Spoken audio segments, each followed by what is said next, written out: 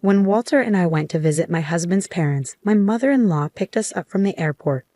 But instead of letting us ride in her car, she said we had to walk home. It's a long journey, about 3 hours each way. Even though I'm strong, this made me really upset. I almost cried, but luckily someone helped me out. In the end, my mother-in-law felt sorry for treating me that way. My name is Jennifer. I'm 30 years old and married to Walter. We met in college through the mountain club, where we both love climbing mountains. Walter is younger than me and very good-looking. Sometimes I wonder why he chose me out of all the girls who like him. But he says he likes that I'm strong and don't complain, even when things are tough. Walter has a good job at a big company and makes a lot of money. We've been happy together since we got married, just like when we were students. But there's something that bothers me. Sometimes during dinner, Walter gets calls from his mom and goes to talk to her in another room. My mother-in-law calls Walter a lot, like every other day. She really loves her son, and Walter is always nice to her. Sometimes I think he's too close to his mom, like a mama's boy. But because she raised Walter well, I try to respect her too. But it feels like we don't really get along. I remember before we got married when we went to visit them. My mother-in-law didn't seem too happy when she found out I'm 2 years older than Walter and almost 30. She looked upset the whole time. But my father-in-law didn't mind. He said love is what matters and that I seem like a good match for Walter, especially because he has a soft side. But my mother-in-law didn't like that either. Since she couldn't argue with my father-in-law, she started picking on me when he wasn't looking. She'd say things like, "Oops, sorry Jennifer, I think these snacks are bad. Let me get you something else," even though they were fine. It felt like she was trying to annoy me on purpose. I got really good at reading her expressions, like I was studying animals. "It's okay, I'll just cut off the bad part and eat the rest," I said with a smile, showing that I wasn't bothered by the spoiled fruit. Being in the mountain club taught me to make the most of what you have, even if it's not perfect. My father-in-law and Walter laughed and said, "That's typical Jennifer." My father-in-law jokingly told my mother-in-law not to serve me stuff like that, which kept the mood light. But I didn't realize I was being careless. "Sorry about that," I said, still laughing. But I caught my mother-in-law's disapproving look and the sound of her tongue clicking. There were other times too, like when she came back from Italy and got Walter a nice tie but gave me a cheap t-shirt with a fake logo. "Here, try on the tie, Jennifer, and put on the shirt too," she insisted. I could tell she was trying to bother me again. I don't think a tie goes with casual clothes. And I'm not feeling like trying on anything right now," I said with a forced smile, trying to keep things friendly. But inside, I was really annoyed. Afterwards, I only wore that t-shirt for things like gardening in the summer or as a joke with my friends in photos. I really couldn't stand looking at it. These little annoyances were subtle, so only I noticed them for what they were. When I talked to Walter about it, he just brushed it off, saying, "Mom's a bit weird, just let it go." But over time, these mean little things wore me down. We live about an hour away from my in-laws, so it was easy to visit them if we wanted to, which made me feel even worse. Then one day, Walter told me, "Jennifer, I'm sorry for the sudden news, but I've been transferred. It starts next month, so get ready." Walter's transfer came out of nowhere. He'd apologized, but secretly I was relieved. It meant we could put some distance between us and my in-laws. Plus, the new place was really close to my parents' house, so it felt like moving closer to home. "Okay, leave the planning to me. I'll ask my family for help too." I happily started getting ready for the move. Finally, I could escape my mother-in-law's mean behavior. I was nervous about our new life, but mostly I felt relieved to be getting away from her. Once we moved, I thought I could finally put some distance between us. But then, I got another call from my mother-in-law. "Hi, Jennifer. Why didn't you answer the phone? You're not avoiding my son to hang out with your parents, are you?" I wanted to sigh loudly, but I kept calm and said, "Sorry, I was busy at the store. Walter might feel tired in this new place, so I want to make sure he gets good meals." After that, my mother-in-law started calling every 2 days. Even though we saw each other less, we talked more. But most of the time, it was her making snide comments. She'd say things like, "My son is sensitive. I wonder if someone as tough as Jennifer can understand him. His high school girlfriend was so delicate, but now he seems to like different types." It was always things that made me feel uncomfortable. It seems like my mother-in-law doesn't have any other way to deal with her stress.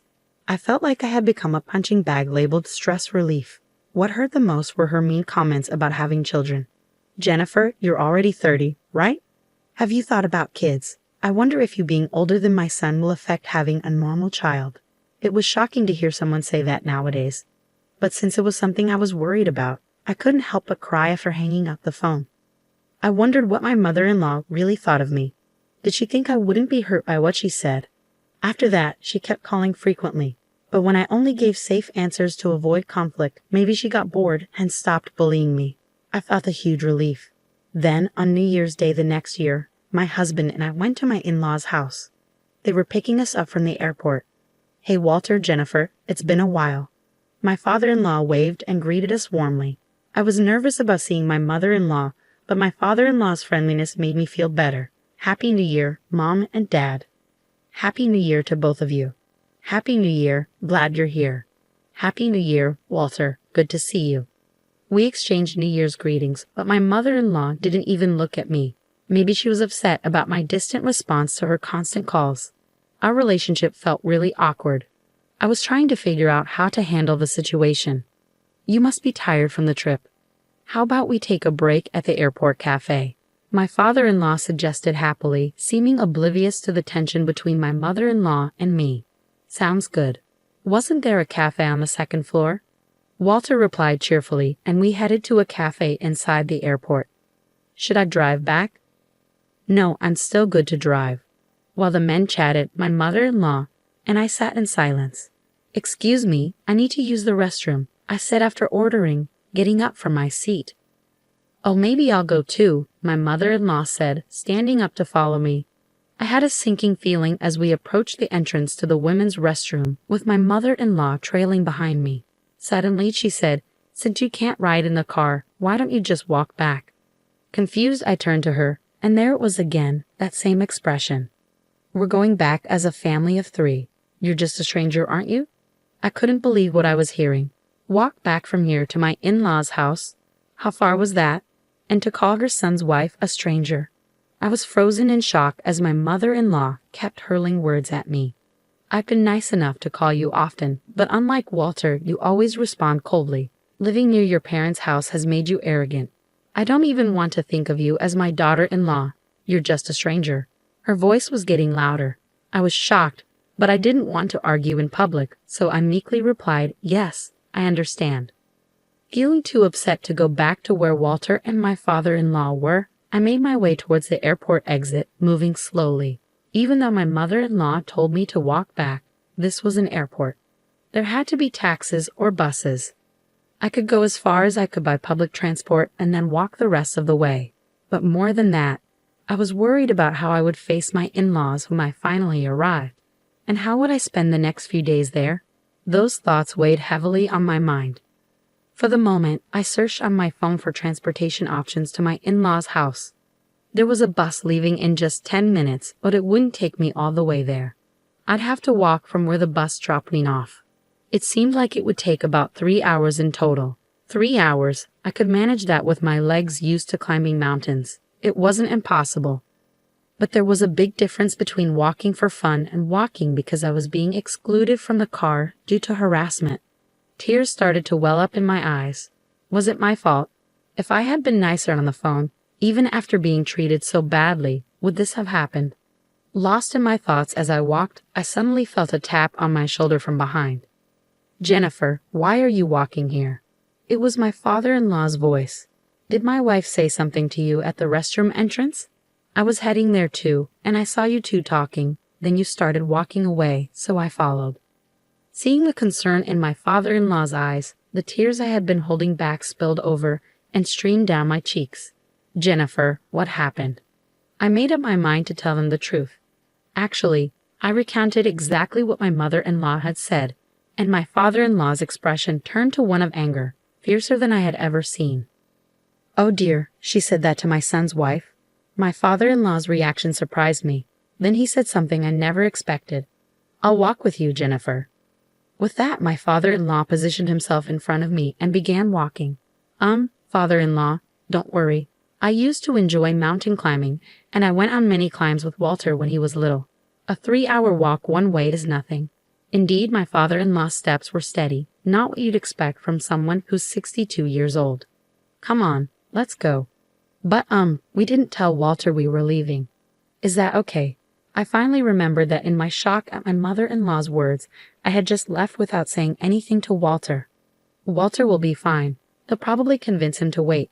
I'll let him know, my father-in-law assured me, taking out his phone to text my mother-in-law. He told her he was walking back with me and that the car keys were in his bag. While we waited for the bus, my father-in-law's phone rang. He answered, his voice tinged with controlled anger. It was my mother-in-law on the other end. I heard what you said to Jennifer. If you're going to say things like that, then I won't ride in the car either. I could hear my mother-in-law's panicked voice shouting from the other end. That's not what happened. She wanted to walk for exercise. I was left dumbfounded by their exchange, more shocked than anything else. We'll discuss this when we get home, my father-in-law said before hanging up and putting his phone away. Shortly after, my phone started ringing. It was definitely my mother-in-law calling. Father-in-law and I exchanged looks. What could she possibly want now? To tell us to get back in the car? I definitely wasn't going to answer. I decided to ignore it as well. Father-in-law and I quietly boarded the bus and continued walking after getting off. This way is a shortcut. There's a bit of a slope here, but let's do our best. Father-in-law occasionally offered advice as we walked, making it feel like we were climbing a mountain together. However, I hadn't planned on walking so much today and was wearing regular boots. Father-in-law was in leather shoes. Our feet were surely going to hurt during this journey. I didn't speak much, but I did ask once, Father-in-law, are your feet okay? Won't walking for a long time in those shoes hurt? Father-in-law glanced at my feet and squinted. Looks like we're both in the same boat. I can't believe she'd make a woman walk such a long distance in those shoes. Father-in-law's stride remained steady. Both of us considered calling a taxi, but we didn't mention it, wanting to defy my mother-in-law. But Jennifer, you're strong. Walking such a long distance without complaining. That's probably what attracted Walter to you. Hearing that made me feel a bit better. We continued walking, stopping to buy drinks from vending machines and a grocery store to stay hydrated. After about 3 hours, with the sun beginning to set, we finally reached my in-laws' house. Their car was parked out front. Mother-in-law and Walter must be home. We're back. Father-in-law opened the front door, and Walter rushed over. Yeah, Jennifer, I was really worried. What happened? Why did you suddenly decide to walk back for exercise? Walter asked, concerned. Did you hear that from Mom?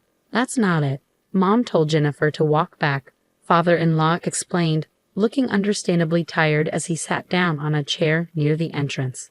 Mother-in-law, who had come out of the living room, looked pale and shocked. No, that's not what happened. It's not. There must have been a misunderstanding. What misunderstanding? I couldn't hold back any longer. You said, since you can't ride in the car, why don't you walk back? Didn't you? That's what happened. I don't like lying. Thanks to that, it felt like my old mountain climbing club days.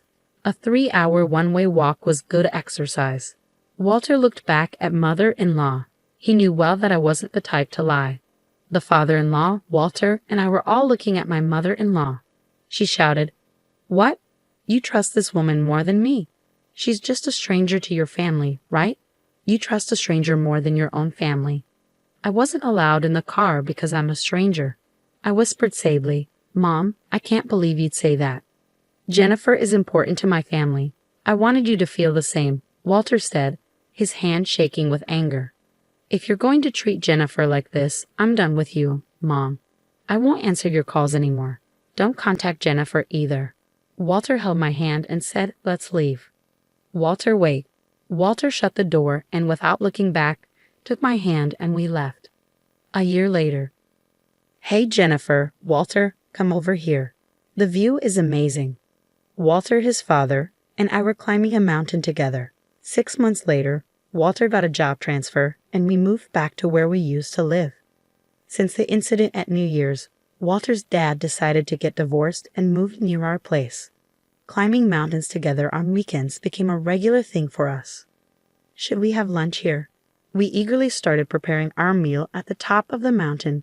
While we were busy, Walter's dad began to talk. Mom went on a spending spree after the divorce. Even though we divided our property properly, it seems she's already having money problems. Maybe she felt lonely. The divorce was tough, with lots of crying and shouting.